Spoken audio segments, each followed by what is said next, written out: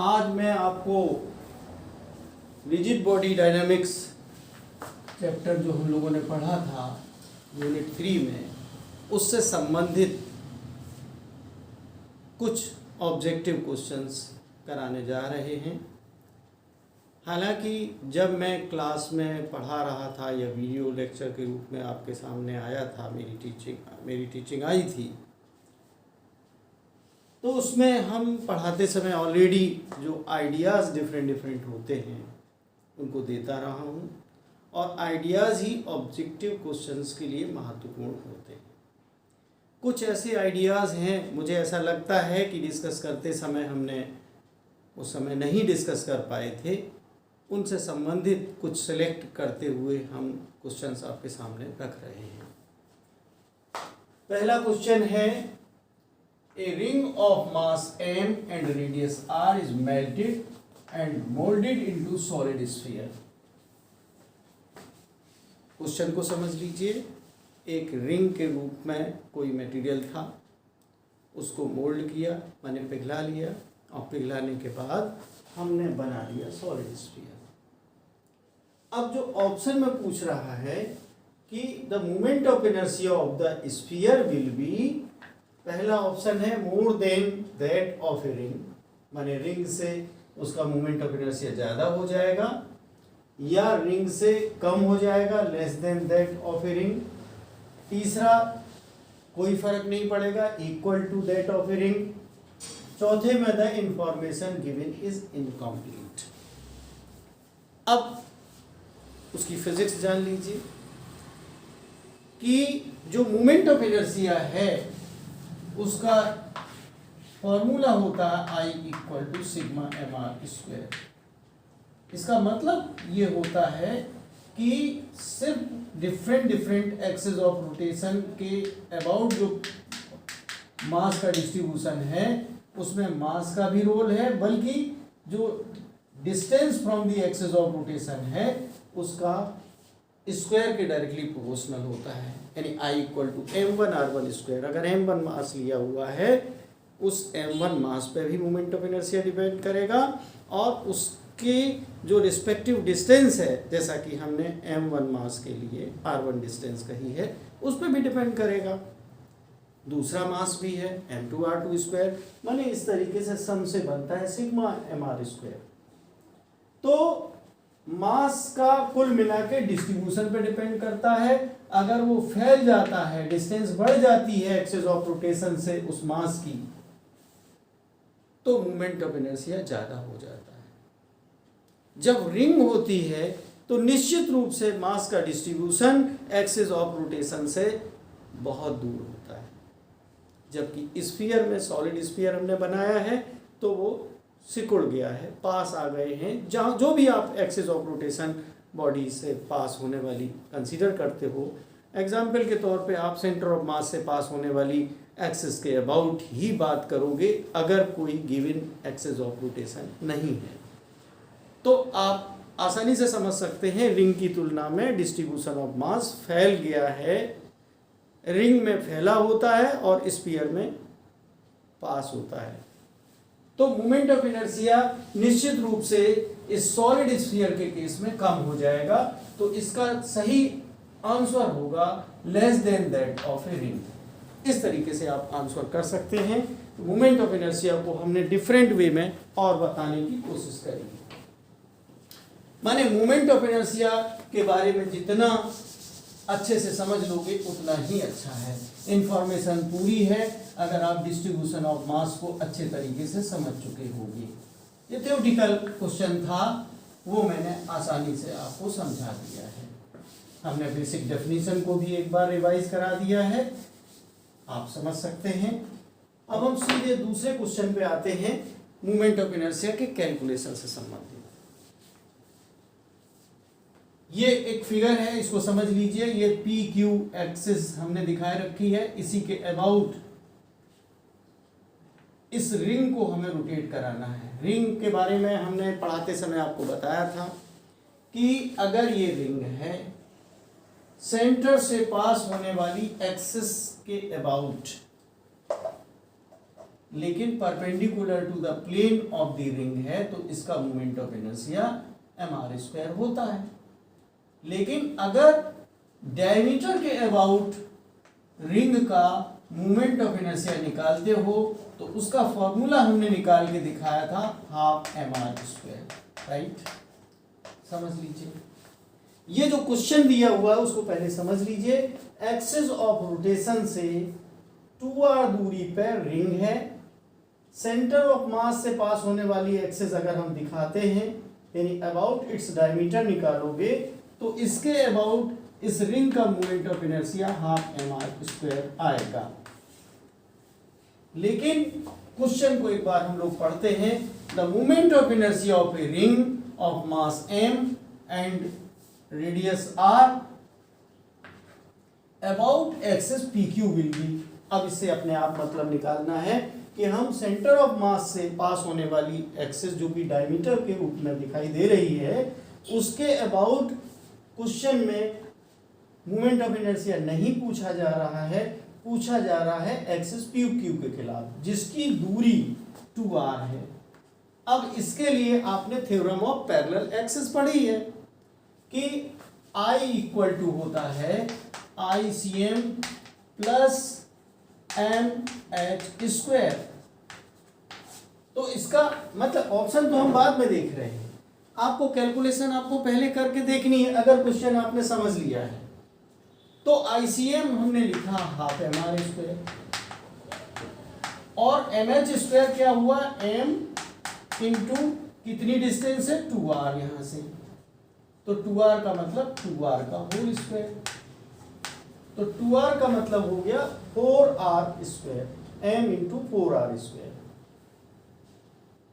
तो 4mr² plus half mr², ये किसके इक्वल होगा जाके 9/2 mr²। ये आप समझ गए होंगे। तो इसके जो क्वेश्चन एक बार फिर रिवाइज करते हैं। The moment of inertia of a ring of mass m and radius r about axis pq will be. Options आपके पास हैं, सीधे mr², जो बच्चे रट के रखते हैं कि mr² होता है रिंग के बारे में, वो कंफ्यूज होके इस पे आंसर कर सकते हैं। इसको आपको आंसर नहीं करना है। अगर हमारा डायमीटर के अबाउट भी होता तो भी mr² ना होता, हाफ mr² होता, तो b में हाफ mr² लिख दिया गया है। अगर ये एक्सिस होती अबाउट डायमीटर तब ये ऑप्शन सही होता, ये भी नहीं है। लास्ट में d में हमने लिखा हुआ है 9/2 mr², जो कि हमने कैलकुलेशन करके निकाला है 9/2 mr²। यही इसका आंसर होगा d। मैं समझता हूं कि आप पूरा क्वेश्चन भी समझ चुके हैं और जो हमने पढ़ाया है उसके कॉन्सेप्ट्स को, उसकी समझ को इस्तेमाल करते हुए अगर आप उसकी गणना करेंगे, कैलकुलेट करेंगे तो 9/2 mr² इस रिंग का moment of inertia axis pq के अबाउट निकलेगा। इस तरीके से हमने क्वेश्चन नंबर 2 को भी आपके सामने सॉल्व करके समझा दिया है। अब हम लोग आगे बढ़ते हैं तीसरे क्वेश्चन की तरफ। डिफरेंट आइडिया इस्तेमाल होते रहते हैं। जो आइडियाज मुझे आए कि आपको बताना चाहिए, सेलेक्ट करके मैं उन क्वेश्चंस को बता रहा हूं। एक क्वेश्चन बहुत ही बेसिक हमने दिमाग में आया कि पूछा जाए। देखिए, unit of movement of inertia is, अब जैसे मोमेंट ऑफ इनर्शिया की यूनिट आप जानते हो अच्छे तरीके से, मोमेंट ऑफ इनर्शिया की यूनिट सिग्मा mr² से जो आप पढ़ते रहते हो वो होती है किलोग्राम मीटर स्क्वायर। ज़्यादातर ये दिमाग में रहता है, लेकिन ये जूल में लिखी है तो यूनिट हमें दूसरे फॉर्मूले से भी, अब हम डायमेंशनली चेक करें तो उसमें टाइम लगता है। एक डायरेक्ट फॉर्मूले भी यूज कर सकते हो। जूल का मतलब है यूनिट ऑफ एनर्जी, तो एनर्जी के रूप में फॉर्मूला जो है काइनेटिक एनर्जी का होता है हाफ आई ओमेगा स्क्वायर। तो अब जो आई है ये होता है 2k अपॉन ओमेगा स्क्वायर, ठीक है। ओमेगा के बारे में अब देखिए, इसमें जो काइनेटिक एनर्जी है टू की तो यूनिट होगी नहीं, इसकी तो जूल होनी है, तो जूल के टर्म्स में आंसर आना ही आना है। अब ये देखिए कि ओमेगा जो होता है, जो ओमेगा है इसकी यूनिट क्या होती है? ओमेगा होता है आपका, ओमेगा हमने क्या कहा? Angular velocity. तो इसकी जो यूनिट होती है रेडियन पर सेकेंड, रेडियन पर सेकेंड। तो जब हम ऊपर ले जाएंगे तो जूल इंटू रेडियन पे पावर -2, रेडियन पे पावर -2, और ये सेकेंड जो नीचे से ऊपर जाएगा ऊपर ही सेकेंड स्क्वायर हो जाएगा। तो अब आप देखिए कि जूल पर सेकेंड पर रेडियन, जूल पर सेकेंड स्क्वायर पर रेडियन स्क्वायर, इसमें कौन सी यूनिट आपको दिखाई दे रही है? पर में लिखा हुआ -2 लिखें या पर में गिवन है तो आपको ये यूनिट जूल पर सेकेंड स्क्वायर पर, जूल सेकेंड स्क्वायर पर रेडियन स्क्वायर, इस तरीके से भी यूनिट पूछी जा सकती है किसी क्वांटिटी की।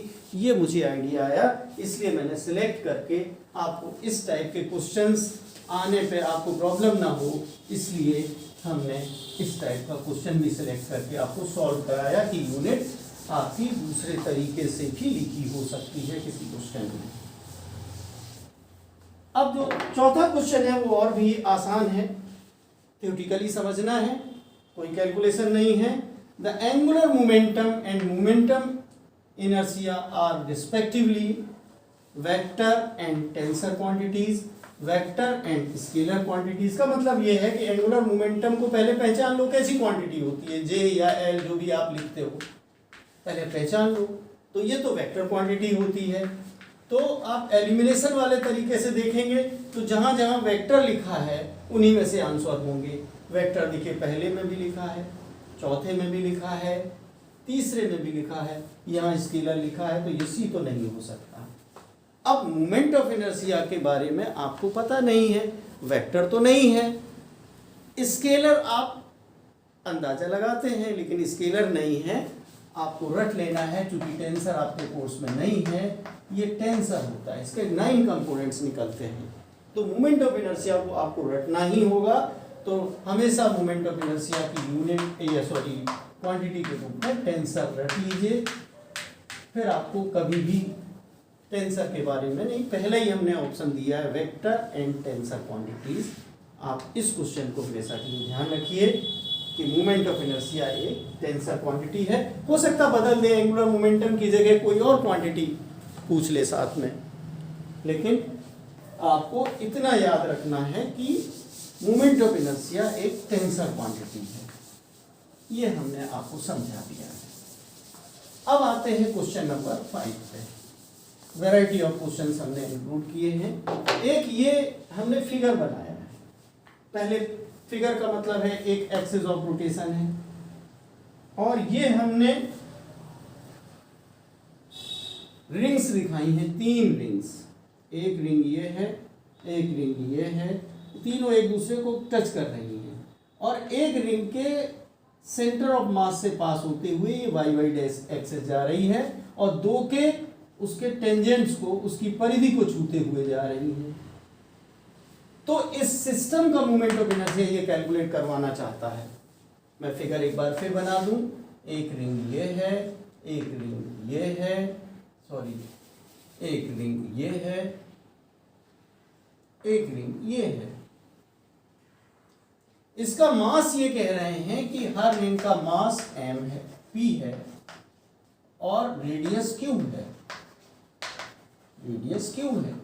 तो इस सिस्टम का मोमेंट ऑफ इनर्शिया इस y डैश एक्सिस के अबाउट क्या होगा? हमने अभी अभी रिंग का moment of inertia about diameter, ये रिंग को देखने से पता ही चल रहा है कि अबाउट डायमीटर है, ये भी अबाउट डायमीटर, डायमीटर के प्लेन में है, ये भी डायमीटर के प्लेन में है। तो इस सिस्टम का हम लोग मोमेंट ऑफ इनर्शिया निकाल लें, तब ऑप्शन देखते हैं। इसके मोमेंट ऑफ इनर्शिया जो है, पहले वाली जो बॉल दिख रही, रिंग दिख रही है, हाफ एम आर स्क्वायर होगा, बहुत क्लियर है। लेकिन इसके about moment of inertia centre of mass से पास होती तो इसका हाफ एम आर स्क्वायर होता। लेकिन अगर हम इस रिंग का निकालना चाहें इस एक्सिस के अबाउट, एक किनारे वाली रिंग का, तो ICM प्लस mh²। इसमें थ्योरम ऑफ पैरेलल एक्सिस लगानी पड़ेगी, एक की होंगी उसको डबल कर लेंगे, तो I जो निकलेगा हाफ mr² एक रिंग का। माने हम ये कहें कि इसका I1 ये है, इसका I2 है, इसका भी I2 ही होगा, इक्वल निकलेगा। तो जो टोटल मूवमेंट ऑफ इनर्शिया होगा इस सिस्टम का I equal to I1 plus 2I2। तो हमने I1 तो निकाल लिया है, हाफ mr² है, mr² की जगह पे चूंकि मास हमने P लिया है, नोटेशन बदल दिए, PQ² है। तो हम इसमें पहले ICM को हाफ PQ² लिखेंगे, I2 के लिए हाफ PQ² और plus m into distance between the two axis, parallel axis theorem, इस एक्सिस के अबाउट के बजाय इस एक्सिस के अबाउट। तो हम PQ² फिर जोड़ देते हैं, इन दोनों को जोड़ेंगे तो 3/2 PQ² हो जाएगा। अब यहाँ पे net movement of inertia system का निकालेंगे तो I1 की जगह हाफ PQ² और 2 इंटू I2 का मतलब हो गया 3/2 PQ²। माने दोनों को करोगे 3/2 PQ²। अब 2 LCM लोगे तो 3 इंटू 2 6 प्लस 1, तो net movement of inertia 7/2 PQ² आएगा। वैसे आंसर के रूप में 4 लिखे हैं, हमने पहले ही ऑप्शन 7/2 PQ² लिखा है, फिर 5/2 PQ² लिखा है, हमने 3 PQ² भी लिख दिया है। क्योंकि हम ये जानते हैं mr² होता है, इसलिए कंफ्यूज करने के लिए mr² बच्चा जोड़ के गलती कर सकता है। तो ये एक हमने थोड़ा सा बढ़ा के ज्यादा वैल्यू भी लिख दी कंफ्यूजन होने पे, तो इसका आंसर 7/2 PQ² मैंने समझा दिया है।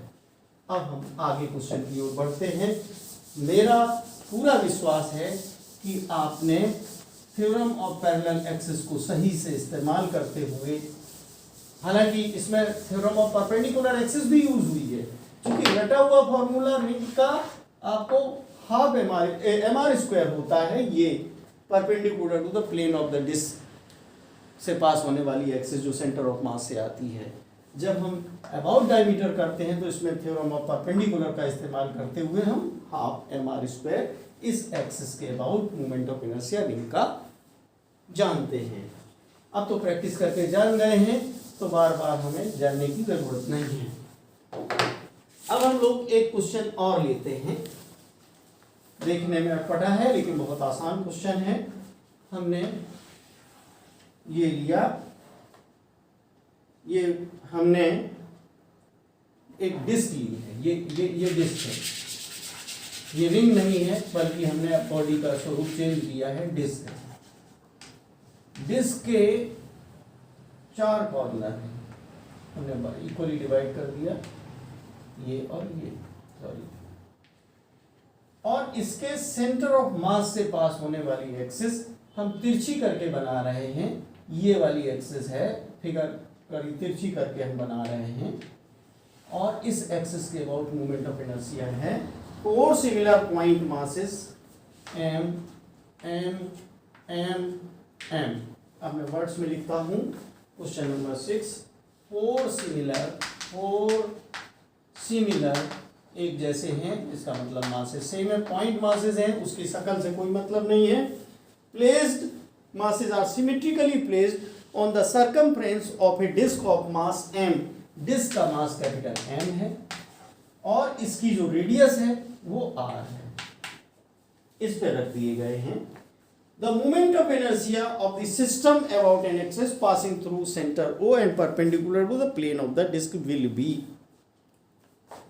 अब इसमें मोमेंट ऑफ इनर्शिया कैसे निकालें? इस सिस्टम की सेंटर ऑफ मास से पास होने वाली और परपेंडिकुलर, अगर ये डिस्क है तो इसके परपेंडिकुलर, जो कि हम मतलब डिस्क है तो डिस्क के परपेंडिकुलर, तो इसका तो फॉर्मूला हाफ mr² होता है।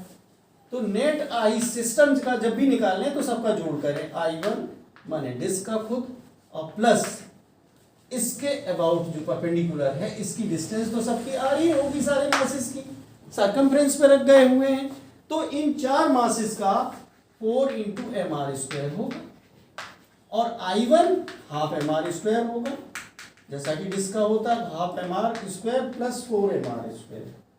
4mr²। अगर ऑप्शन आपके सामने रखे हैं ए बी सी डी तो आप कंफ्यूज ना हो। पहला लिखा है mr² प्लस 4mr², कंफ्यूजन के लिए। फिर लिखा है mr²/2 प्लस 4mr²। तीसरा ऑप्शन लिखा है mr² प्लस 8/5mr²। और फोर्थ लिखा है नन ऑफ दीज। तो हमने सॉल्व करके आपको ऑलरेडी बता दिया है कि इसका ऑप्शन ये हमने कैलकुलेट कर दिया है। सिस्टम का movement of inertia half mr² plus 4mr²। तो आप ये दूसरे रूप में mr²/2 प्लस 4mr², ये कैपिटल M है, ये स्मॉल m है। मैं समझता हूँ कि आप समझ गए हैं। इसका आंसर भी मैंने समझाने की कोशिश करी है। मैं क्वेश्चन नंबर 7 पे बढ़ता हूँ। सिर्फ हमको 12 क्वेश्चन डिस्कस करने हैं। मैं आधा काम कर चुका हूँ और आगे अब बढ़ते हैं। 6 क्वेश्चन और हमने सिलेक्ट करे हैं। इतने में आपको बहुत आपकी नॉलेज बढ़ेगी मूवमेंट ऑफ इनर्शिया और रोलिंग मोशन से रिलेटेड। हमने इसके बाद एक फिर थ्योरेटिकल क्वेश्चन लिया है, question number 7। Out of the following bodies of same mass with which one will have maximum moment of inertia about an axis passing through its center of gravity and perpendicular to its plane। जिसका सबसे ज्यादा moment of inertia होगा। एक ring है, मैं लिख नहीं रहा हूं, ए में, बी में, ये क्वेश्चन नंबर 7 है, बी में है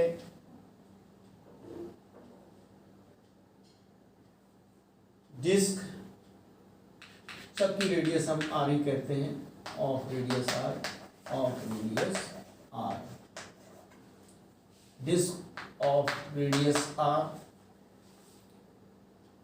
then square frame of side 2r, square frame of side 2r, side हमने बढ़ा दी इसकी, डी स्क्वायर लेमिना ऑफ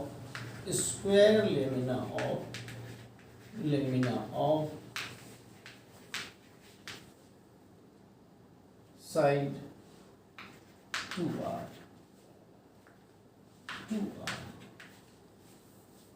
आपको मैं ये बताना चाहता हूं कि इनमें सबसे ज्यादा मोमेंट ऑफ इनर्शिया किसका निकलेगा। हमने सबसे पहले रिंग ले ली। ज्यादातर आपके दिमाग में परपेंडिकुलर टू द प्लेन कोई भी बॉडी हो तो इसका तो मोमेंट ऑफ इनर्शिया अगर m मास लेते हो तो mr² आएगा। डिस्क का अगर निकालेंगे तो उसका हाफ mr² आएगा। सबसे ज्यादा पूछ रहे हैं। अब square frame of side 2r माने थोड़ा सा बड़ा है फ्रेम। फ्रेम का मतलब है कि बाहर मास का डिस्ट्रीब्यूशन है और इसके परपेंडिकुलर एक्सिस के अबाउट मोमेंट ऑफ इनर्शिया निकालना है। ये साइड 2r है। एक तीसरी चीज है प्लेन लेमिना। प्लेन लेमिना का मतलब है प्लेट नुमा है जिसके अंदर भी भरा हुआ है, लेकिन मास का डिस्ट्रीब्यूशन मास सभी के m है, इसका भी m है। इसमें मास एक्सिस ऑफ रोटेशन के पास से शुरू होता है और दूर तक जाता है। ये बिल्कुल डिस्क जैसी सिचुएशन है। जो डिस्क होती है, डिस्क का मोमेंट ऑफ इनर्शिया कम होता है और रिंग का ज्यादा होता है। अगर हम दोनों में तुलना करें तो ये तो निश्चित है कि इनके मोमेंट ऑफ इनर्शिया ज्यादा नहीं होंगे, इन्हीं दो में से किसी के ज्यादा होंगे। इसको डिस्क की तरह माइंड में रखिए, इसको स्क्वायर को रिंग की तरह इस्तेमाल करिए। ये स्क्वायर फ्रेम है रिंग के बजाय। तो इन दोनों में किसका होगा? जिनका ज्यादा दूर मास फैला होगा, क्योंकि डिस्ट्रीब्यूशन ऑफ मास पे डिपेंड करता है। तो सबसे ज्यादा मोमेंट ऑफ इनर्शिया ये स्क्वायर फ्रेम का आएगा। मास का डिस्ट्रीब्यूशन ज्यादा दूरी पे है तो सिग्मा mr² की वैल्यू जो हमारे समझ के अनुसार है उसको लगाएंगे। फॉर्मूले लगाने की जरूरत नहीं है, तो इसका आंसर सी होगा। एक बार मैं पढ़ के सुनाता हूं क्वेश्चन। और आपके माइंड में बैठेगा। Out of the following bodies of same mass m, which one will have maximum moment of inertia about and passing through its center of gravity and center of mass भी लिखा हो सकता था, and perpendicular to its plane. Ring of radius r, disk of radius r, square frame of side 2r। ये ध्यान रखें कि हमने इसमें डायमेंशन डबल कर दी है, square lamina of side 2r। तो इन दोनों के तो कम हो गए क्योंकि बहुत पास में है, r रेडियस पे है, यहाँ पे 2r है। अब देखिए ये कोना तो जाके √2r है, ये मास दूरी बढ़ता चला जा रहा है, यूनिफॉर्म डिस्ट्रीब्यूशन नहीं तो स्क्वायर का तो ज्यादा होगा ही होगा, लेकिन 2r है तो ये r इस तरीके से आप देखिए कि इक्वली ऐसे नहीं है बटा हुआ, ये दूरी बढ़ जाती है स्क्वायर बनने पर, रिंग की तुलना में स्क्वायर बढ़ने में उसका डिस्ट्रीब्यूशन ऑफ मास ज्यादा फैल जाता है, इसलिए स्क्वायर के तुलना में 2r है, डायमीटर इसका 2r है, ये दूरी तो r है, ये भी r है, ये भी r है, लेकिन ये जो कॉर्नर्स हैं ये इसका डायगोनल निकालोगे तो ये r√2 है, इसका मतलब है कि कुछ ज्यादा दूरी तक फैल जाता है, इसलिए ये इसके अबाउट मोमेंट ऑफ इनर्शिया सबसे ज्यादा आएगा। ये हमने थ्योरेटिकल क्वेश्चन बताने की कोशिश की। अब हम लोग क्वेश्चन नंबर 8 पे पहुंचते हैं। तो रिंग और स्क्वायर फ्रेम में तुलना करेंगे तो स्क्वायर फ्रेम का मोमेंट ऑफ इनर्शिया ज्यादा निकलेगा, ये मैंने बताने की कोशिश की है। मैं एक और सिंपलेस्ट क्वेश्चन लेना चाहता हूं। फ्लाई व्हील का एक्सपेरिमेंट आप लोग करते हैं लैब में, और फ्लाई व्हील की खास बात ये होती है, वाइवा में भी काम आएगा, कि इसमें आपको यही बताना है कि ज्यादातर इसमें कोशिश की जाती है कि रिंग नुमा दूरी पे ज्यादा से ज्यादा मास उसको डिस्ट्रीब्यूट किया जाए। अब जब ज्यादा दूरी पे मास को फैलाया जाता है तो इसका मतलब है कि मोमेंट ऑफ इनर्शिया उसका लार्ज हो जाता है। तो अब इसको ध्यान में रखते हुए हम लोग क्वेश्चन पढ़ते हैं। A flywheel is so constructed that almost whole of its mass is concentrated at its rim.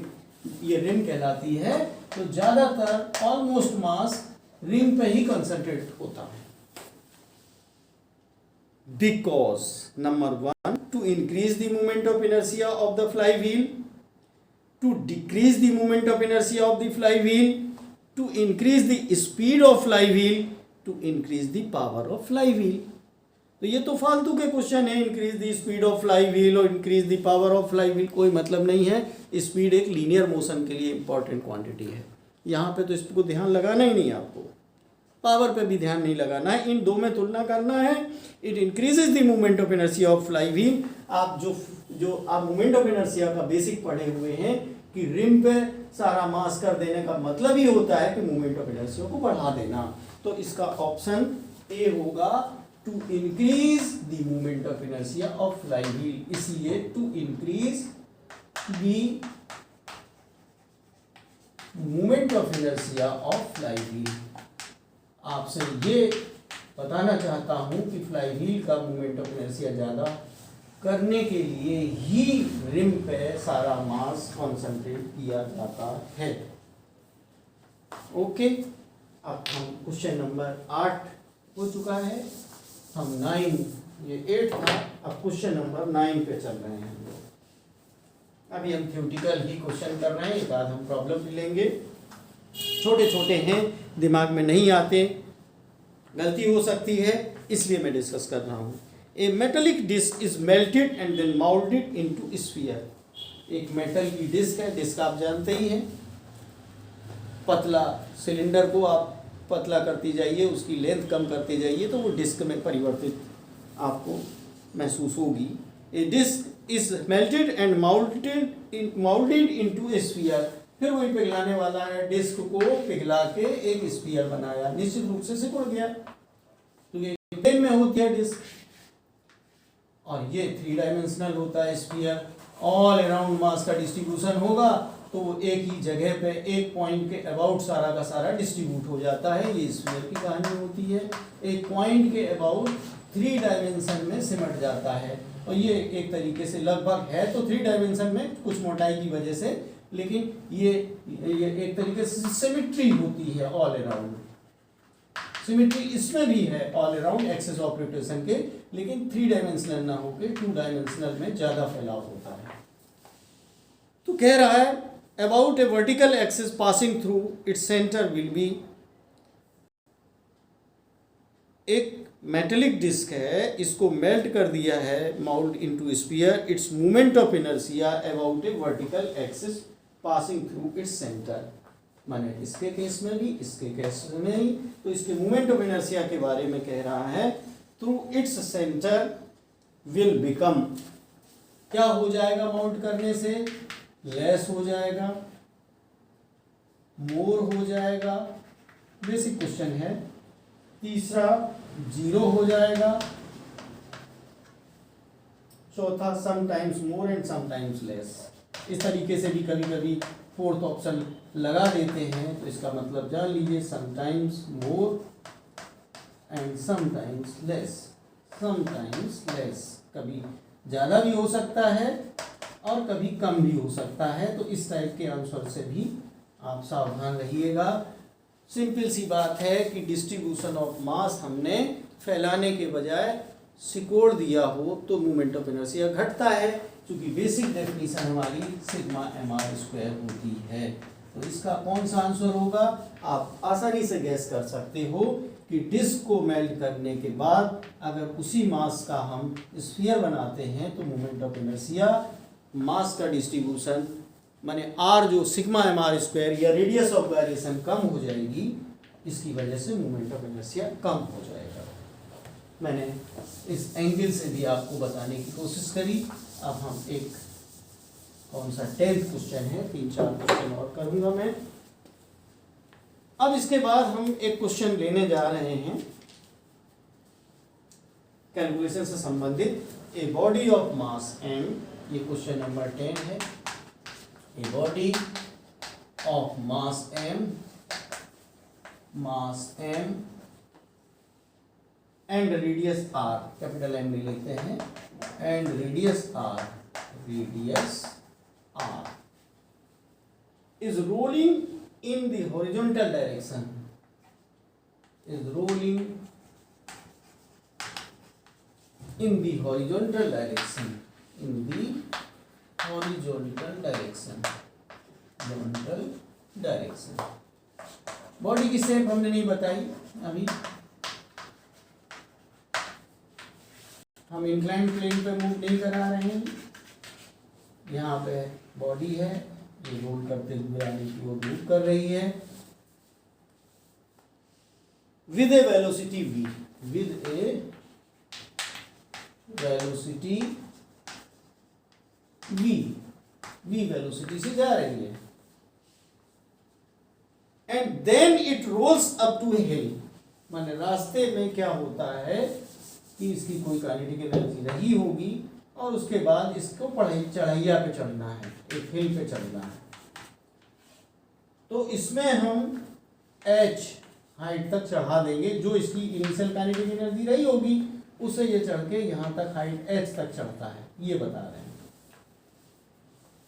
Up to a maximum height h equal to v square by g, इतनी हाइट तक चढ़ जाता है। अब ये पूछता है कि अगर ये v स्क्वायर बाई जी तक चढ़ जाता है तो हाइट, द बॉडी का स्वरूप क्या होगा, हमें नहीं मालूम। द बॉडी क्या होगी, इसके ऑप्शंस हैं, रिंग होगी, दूसरा सिलेंडर होगा, तीसरा स्फीयर होगा। इस टाइप का क्वेश्चन हमने पहले नहीं करवाया है, मुझे याद है, इसीलिए मैंने सेलेक्ट किया। हमने हॉरिजॉन्टल मोशन वाले क्वेश्चंस को डिस्कस किया था क्लास में, और या इंक्लाइंड प्लेन वाले को किया था, लेकिन मिक्स्ड क्वेश्चन नहीं किया था, इसलिए इस क्वेश्चन को हमने सिलेक्ट किया है। तीसरा स्फीयर है और चौथा इन्होंने फालतू में क्यूब लिख दिया है। तो एलिमिनेशन के हिसाब से आप इसको तो पहले ही क्रॉस कर लीजिए। इसको जहां तक सॉल्व करने का जो फंडामेंटल है वो मैं आपको बहुत ही आसानी के साथ समझाना चाहते हैं। आप ये देखिए इसमें कि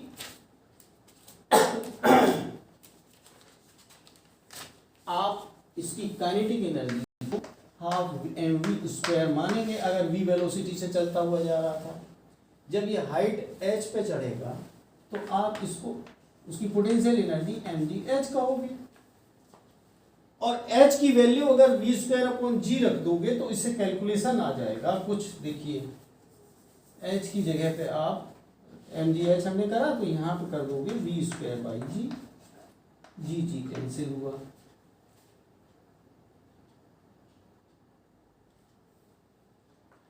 सॉरी, इसमें जो रोटेशनल मोशन होता है इसमें जो काइनेटिक एनर्जी होती है वो आपको हम बता दें हाफ एम वी स्क्वायर, तो इनिशियल काइनेटिक एनर्जी है, लेकिन यहाँ पर रोलिंग मोशन में जो काइनेटिक एनर्जी है वो हाफ एम वी स्क्वायर नहीं होती है, half M we square 1 plus के स्क्वायर अपॉन आर स्क्वायर होती है kinetic energy in rolling motion.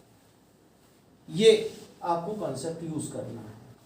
अब वी स्क्वायर और एम कट गया तो 1/2 को उधर चला जाएगा, यानी 1 प्लस के square upon are square equal to 2k होगा, यानी के square upon are square equal to 2 minus 1 equal to 1, यानी कि के स्क्वायर बराबर आर स्क्वायर।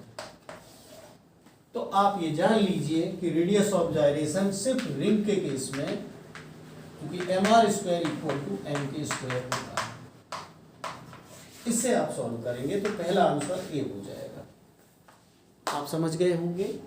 इसकी kinetic energy, rolling kinetic energy आप half M we square 1 plus के स्क्वायर अपॉन आर स्क्वायर लगाएं। जानबूझ के मैंने हाफ एम वी स्क्वायर लिख दिया था, लेकिन बॉडी रोल कर रही थी तो rolling kinetic energy half M we square 1 plus के स्क्वायर अपॉन आर स्क्वायर को एम जी एच लिखेंगे, और एम जी एच में एच की जगह हमने वी स्क्वायर अपॉन जी लिख दिया है। अब मैं थोड़ा सा इसी में एक चीज और आपको बताना चाहूंगा कि अगर ये कह देता कि H equal to 3v square upon G के बराबर तक चढ़ जाता है, तब क्या होता? तब आपका होता 1 प्लस के स्क्वायर अपॉन आर स्क्वायर, माने ये 3 आता, जो यहाँ पे जो 1 आ रहा था 1/2 तो ये रहेगा ही रहेगा 1/2 एम वी स्क्वायर, यहाँ पे इक्वल टू आप लिखते M G into 3v square upon G, इसके बराबर लिखते तो जी जी कैंसिल होता, v स्क्वायर और m कैंसिल हो जाता, तो 2 से मल्टीप्लाई 6 होता, यानी 1 प्लस के square upon are square, 1 plus के square upon are square equal to आता 2 इंटू 3 6, यानी के square upon are square equal to 6 minus 1 equal to 5, यानी के square equal to 5 R square आता। तब बॉडी की शेप कुछ और आ जाती। अगर यहाँ 2 होता तो 2 से 3 आ जाता। तो डिफरेंट डिफरेंट वैल्यूज आपको दी जा सकती हैं। हाँ, मैं थोड़ा सा अटपटी है जो कि पॉसिबल नहीं है, वी स्क्वायर अपॉन 3g लिखे चलते हैं, तो यहाँ पे आ जाता 1/3 में गड़बड़ हो रहा है, 1/3 से भी काम नहीं चलेगा, क्योंकि मल्टीप्लाई अगर करेंगे 2/3 होता, 2/3 माइनस 1 होता, वी स्क्वायर अपॉन 2g ले लेते अगर हम, तो 2/2 0 हो जाता। इससे कुछ नहीं है, कुछ वैल्यू कुछ डिफरेंट ली जा सकती है, इस समय मैं सेलेक्ट नहीं कर पा रहा हूँ। आप मैं वो क्वेश्चन नहीं कर रहा हूँ जो क्वेश्चन डायरेक्ट फॉर्मूले से बेस्ड थे, इस समय कुछ अलग टाइप के 3v स्क्वायर अपॉन 4g ले लेते, right, 3v square upon 4g ले लेते, 3v स्क्वायर अपॉन 4g, तो 3/4 के बराबर होता 3/4, और ये 1/2 यहाँ पर होता, ये 2 मल्टीप्लाई 6/4, यानी 1 प्लस के square upon are square equal to 6/4 का मतलब 3/2, और 1 माइनस होता तो k square upon are square equal to 3/2 minus 1/2 आता, यानी k² इक्वल टू r²/2 आता। तो ऐसी स्थिति में फिर आंसर ऑप्शन क्या हो जाता, अगर हम h बराबर जैसा क्वेश्चन में हमने v²/g रखा था तब तो रिंग निकली, लेकिन ये हाफ mr² किसका होता है, डिस्क हो या सिलेंडर हो, एक्सिस ऑफ रोटेशन ये है, तो उसका mr²/2 he moment of inertia होता है, यानी k² इक्वल टू r²/2, तब ये इसका सिलेंडर ऑप्शन 2 होता है, ABCD। तो ये इसका ऑप्शन बी आंसर होता। तो इस तरीके से आपने समझने की कोशिश करी।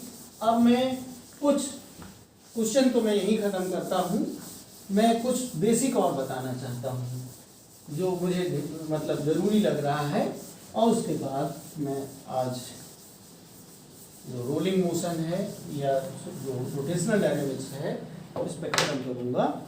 कुछ बातें इसमें थोड़ी सी अच्छी लिखी हुई हैं, उसको मैं देख रहा हूँ। ये हम दे रहे हैं, the moment of inertia of A cube is minimum about it's.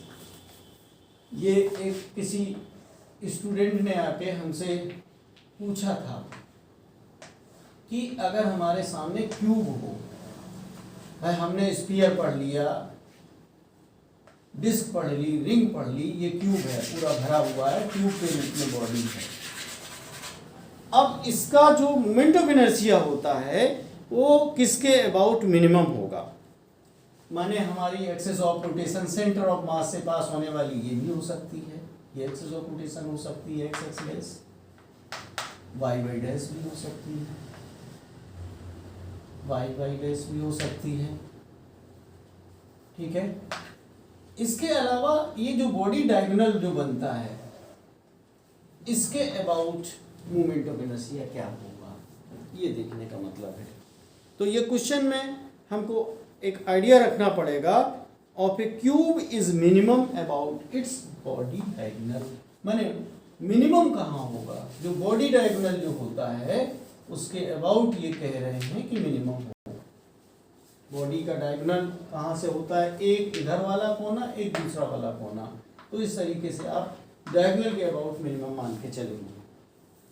एक और बेसिक हम डिस्कस करना चाहते हैं, वो मोशन से रिलेटेड है, ये तो मूवमेंट ऑफ इनर्शिया का हो गया। अगर कोई बॉडी है, इसमें आप ये जान लीजिए k²/r² कितना महत्वपूर्ण है, पिछले क्वेश्चन में आपने देखा।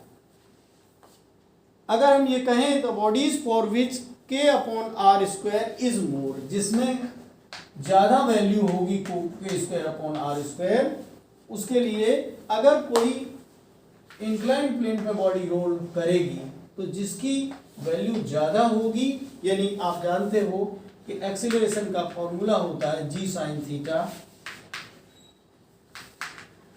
Upon 1 + k²/r²। अगर हम ये कहें कि अगर ज्यादा है तो इसके ज्यादा होने से क्या होगा, एक्सीलरेशन इज लेस, एक्सीलरेशन माने त्वरण उसका कम हो जाएगा। यानी बॉडी अगर रोल करके आ रही, जिसका त्वरण कम होगा, किसका कम होगा, जिसका रेडियस ऑफ गायरेशन या घूर्णन त्रिज्या ज्यादा होगी। लेकिन ये दूसरा ये बात पूछ रहे हैं, the bodies for which the k²/r² is more take time to roll down, जिसका टाइम किसमें ज्यादा लगेगा या कम लगेगा। अगर बॉडी का मूवमेंट k²/r² ज्यादा है तो एक्सीलरेशन कम होगा, यानी त्वरण कम होगा, त्वरण कम होगा तो टाइम ज्यादा लगेगा। तो कहने का मतलब है k²/r² बढ़ने से उसमें टाइम ज्यादा लगेगा कि कम लगेगा, तो आप ये समझ लीजिए कि more time, more the value of k²/r², time taken is more. क्यों टाइम टेकन मोर है, एक्सीलरेशन तो कम हो गया लेकिन उसको नीचे रोल करके पहुंचने में ज़्यादा टाइम लगेगा। ये कॉन्सेप्ट हमने आपको बता दिया है कि एक्सीलरेशन से संबंधित क्वेश्चन करते हो लेकिन टाइम से संबंधित भी आप कर सकते हो, ये इक्वेशन ऑफ मोशन लगा के भी कर सकते हो, क्योंकि इसमें s = half U T plus half A T square होता है। अगर हम इनिशियल वेलोसिटी 0 रखें तो हाफ ए टी स्क्वायर होगा। तो T square equal to 2s by A होता है, यानी T equal to under root 2s by A होता है। तो आप ये समझ सकते हो T is inversely proportional to 1 by root A. जिसका ए कम है उसका टाइम ज़्यादा है, जिसका ए ज़्यादा है उसमें टाइम कम लगेगा। ये इस पॉइंट से और देख लीजिए। और मैं समझता हूँ कि जो मैंने थ्योरी क्लास में पढ़ाया है उसको मिला लीजिए। इंक्लाइंड प्लेन पे मोशन हो चाहे रोलिंग मोशन पे हो, आपके पास जो बुक्स हमने बताई थी उसमें भी पीछे ऑब्जेक्टिव क्वेश्चंस दिए हुए हैं। इसके अलावा अनसॉल्व पेपर से भी सॉल्व कर लीजिए। इस तरीके से आपकी चैप्टर वाइज तैयारी ज़्यादा प्रैक्टिस के लिए तैयारी पूरी हो सकती है और आप आसानी के साथ यूनिवर्सिटी एग्ज़ाम का पेपर सॉल्व कर सकते हैं। मैं इन्हीं बातों से अपना ये लेक्चर ख़त्म करता हूँ। Thank you very much.